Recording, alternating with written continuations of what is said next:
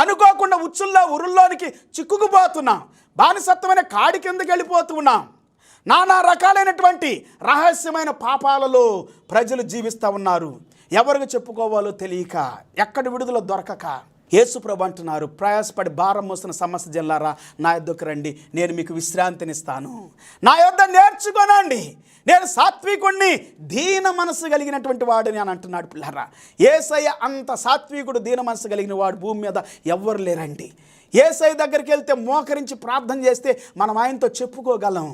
హృదయానికి ఏదైనా చెప్పగలం ఆయనకి. మనుషులకు చెప్పలేం, కొన్నిటిని స్నేహితులు చెప్పలేం, భార్య భర్తలతో చెప్పుకోలేం, భార్య భర్తతో, భర్త భార్యతో, తల్లిదండ్రులతో చెప్పుకోలేరు, ముఖ్యమైన స్నేహితులతో కూడా చెప్పుకోలేనివి నువ్వు మోకరించి ప్రార్థన చేస్తే యేసయ్యతో చెప్పగలవు. ఎందుకంటే ఆయన ఖండించడు. క్రీస్తు యేసునందు ఉన్నటువంటి వానికి ఏ శిక్షావిధి లేదు. శిక్షించడు, నిన్ను రక్షించడానికే వచ్చానని చెప్పి